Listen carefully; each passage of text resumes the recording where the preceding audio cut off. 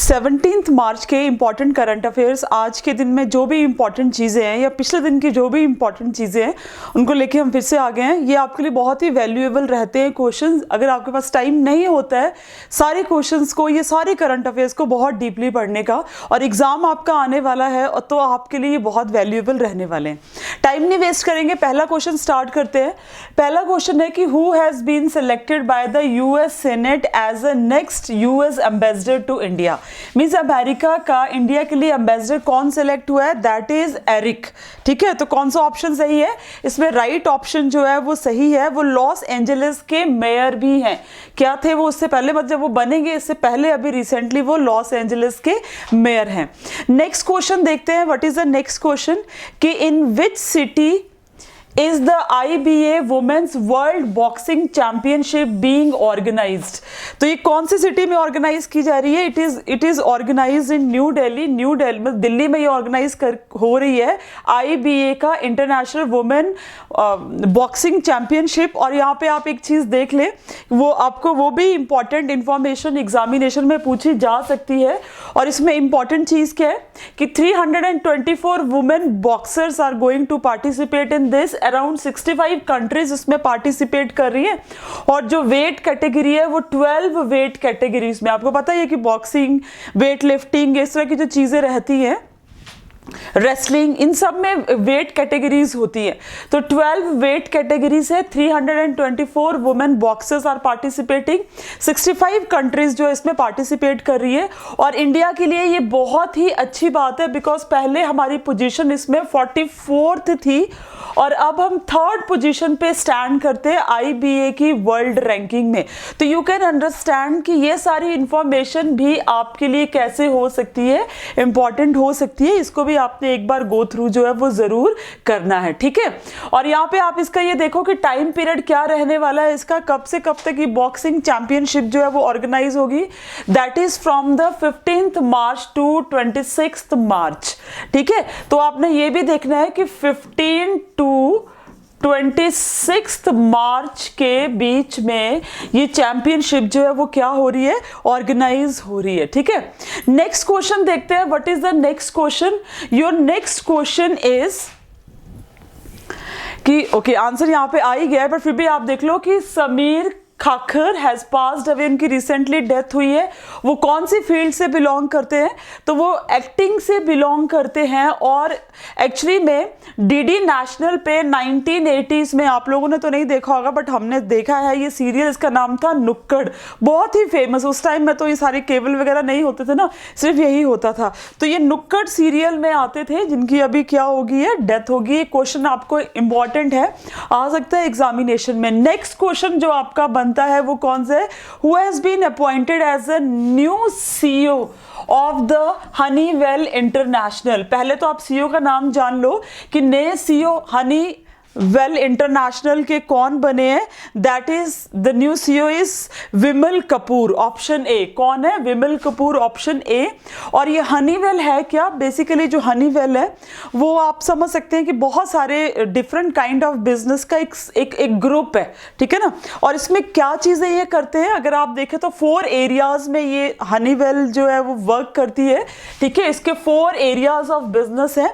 वो कौन कौन से? एरोस्पेस एक है, building technologies, performance materials and technologies दूसरा है, safety and the productivity solutions.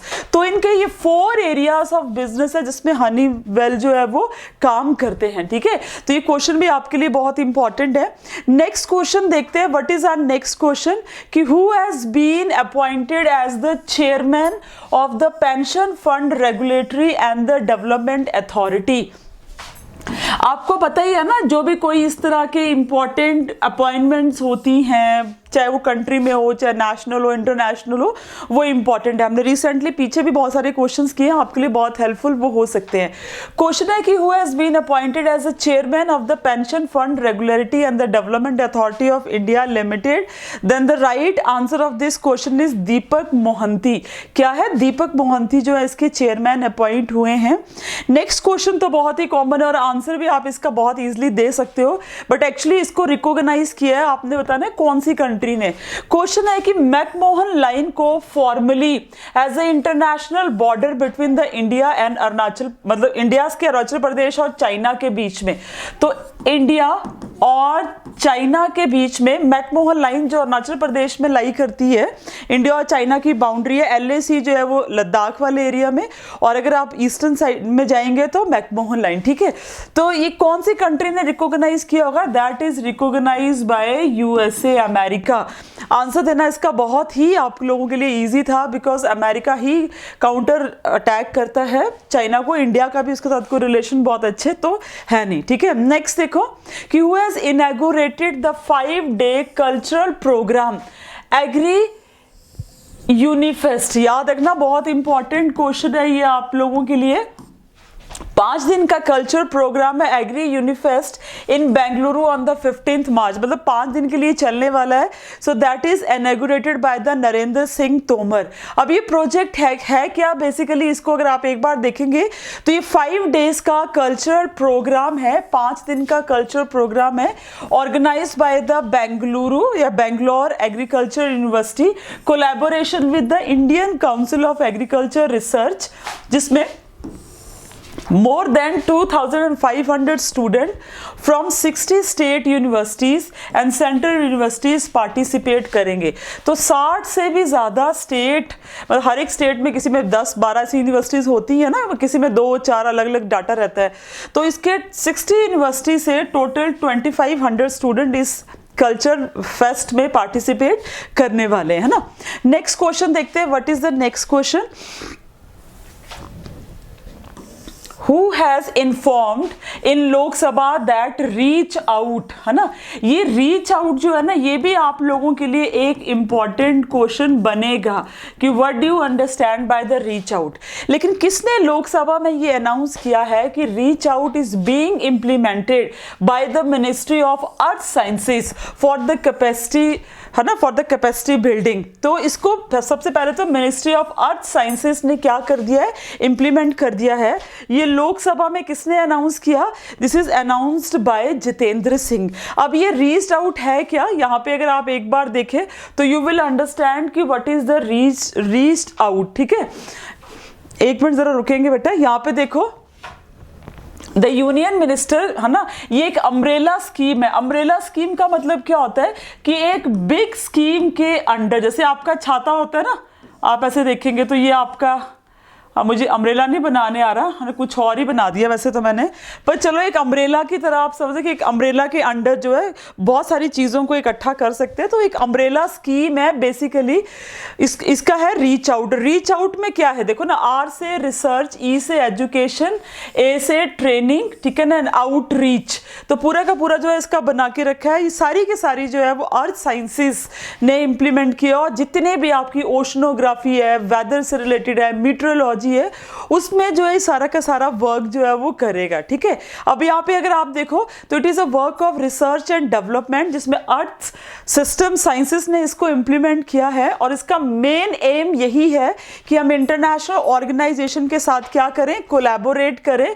So that we can develop a system, ठीक है। जैसे मान लो कि हमारे यहाँ पे क्या प्रॉब्लम्स आ रही है, क्या नहीं है, तो एक म्यूचुअल ट्रांसफर जो है दोनों ही ऑर्गेनाइजेशन में हो पाए। इसको फर्दर आप अगर रीड करना चाहते हैं तो कर सकते हैं। This is a very important information, आपको इसमें से कोई ना कोई क्वेश्चन एग्जामिनेशन में जरूर आएगा। नेक्स्ट क्वेश्चन है आपका, दैट इज कि who is unveiled the department's annual publication the basic animal husbandry statistics 2022 on the 15th March 2023, that is by the पुरुषोत्तम रूपाला। किसने किया है? पुरुषोत्तम रूपाला ने। नेक्स्ट क्वेश्चन है कि RBI गवर्नर शक्तिकांत दास को क्या बनाया गया, गवर्नर ऑफ द ईयर। बहुत इंपॉर्टेंट क्वेश्चन है कि RBI के जो गवर्नर हैं शक्तिकांत दास, उनको बोला गया है governor of the year by the central banking. तो शक्तिकांत दास हैं ये, and the governor of the year है। ग्रेट अचीवमेंट फॉर हिम, ठीक है, क्वेश्चन आपको पेपर में आ सकता है। कौन सी ऑर्गेनाइजेशन ने ATL सारथी, जो आप बोल सकते हो कि एक which organisation has launch the ATL तो पता है आपको, अटल टिंकरिंग लैब है, जिसमें कि स्कूल लेवल पे, कॉलेज लेवल पे बच्चों की जो क्यूरियोसिटी है, इनोवेटिव थिंकिंग है, ठीक है, या उसको जो है डेवलप किया जाता है। तो ATL जो है वो किसने अनाउंस किया है? नीति आयोग ने। किसने अनाउंस किया है? नीति आयोग ने। नीति आयोग द्वारा जो है किया गया है। नीति आयोग के बारे में आप जानते हैं, नीति आयोग प्लानिंग कमीशन को खत्म करके 2015 में बना था, 1 जनवरी। और इसने किसको खत्म किया था? प्लानिंग कमीशन को। काम तो देखा जाए दोनों का सेम ही है, बट ये गवर्नमेंट टू गवर्नमेंट वेरी करता है कि वो अपनी ऑर्गेनाइजेशन को क्या नाम देना चाहते हैं। तो नीति आयोग ने अटल टिंकरिंग लैब की एफिशिएंसी को बढ़ाने के लिए ATL सारथी स्कीम जो है वो एक तरह से ऑर्गेनाइज या लॉन्च करी है, ठीक है। अब ATL सारथी है क्या, ये मैंने आपको बता दिया, but again you can just have a look here कि एक्चुअली में ATL सारथी स्कीम क्या है। तो enhance the performance of ATLs and achieve the desire objective. Its aim is to provide the monitoring and evaluation, कि हम अगर कोई curiosity से काम कर रहा है, कोई ऐप बना रहा है, कोई मशीनरी बना रहा है, कुछ स्टूडेंट है चाहे कॉलेज लेवल के, स्कूल लेवल के, तो उसको कैसे हम मॉनिटर करेंगे और कैसे इवेल्युएट करेंगे, सो दैट ATL लैब्स की फंक्शनिंग जो है वो क्या हो पाए और ज्यादा बेटर जो है वो हो पाए, ठीक है। नेक्स्ट देखेंगे कि 13th edition of the exercise bold Kurukshetra organise करी गई। क्या ऑर्गेनाइज करी गई? 13th edition of which bold Kurukshetra, ठीक है, ओके। तो 13th edition of exercise bold Kurukshetra ये अभी खत्म हुई है। क्वेश्चन है कि कौन सी दो कंट्रीज के बीच में ये मिलिट्री एक्सरसाइज जो है वो ऑर्गेनाइज होती है? It is between the India and Singapore army. तो इंडियन आर्मी और सिंगापुर आर्मी के बीच में ये बोल्ड कुरुक्षेत्र एक्सरसाइज जो अभी रिसेंटली इसको ऑर्गेनाइज किया गया जोधपुर में। कहाँ किया गया? जोधपुर में, from 6 to 13th March, from 6 to 13th March. Next question देखेंगे और बहुत इंपॉर्टेंट क्वेश्चन है, दैट इज PTO शेफ्ट। अभी बहुत रिसेंटली न्यूज में था, किसके साथ रिलेटेड है? एयरक्राफ्ट, सबमरीन, वैक्सीन और रेडार। तो PTO shaft is related with the aircraft. किसके साथ रिलेटेड है? एयरक्राफ्ट के साथ ये रिलेटेड है, ठीक है। तो व्हाट इज द, ये है क्या चीज? थोड़ा सा इसको एक बार यहां पे देख लेते हैं। तो you can say that PTO basically है पावर टेक ऑफ, है ना, was conducted on the light combat aircraft Tejas in Bengaluru on Tuesday by the defence DRDO के द्वारा इसको जो है वो टेस्ट किया गया, ठीक है। तो ये भी आपके लिए जो है बहुत इंपॉर्टेंट क्वेश्चन जो है यहाँ पे बनता है। आज के हमने 17 मार्च के परहैप्स कुछ इंपॉर्टेंट क्वेश्चंस करे हैं। अगर आप कुछ चाहते हैं कि मतलब डिफरेंट आपको कोई क्वेश्चन चाहिए या आपको कोई क्वेश्चन बैंक चाहिए, कोई आपकी नीड रहेगी इस तरह की, तो आपने कमेंट बॉक्स में ज़रूर मेरे को लिख के देना है। तब तक जय हिंद, जय भारत, ठीक है। तो अब हम अगले वीडियो में मिलते हैं, उस कल के वीडियो में मिलेंगे। तब तक जय हिंद, जय भारत, और पढ़ो, लाइफ में आगे बढ़ो, बहुत ज़रूरी है, ठीक है, ओके।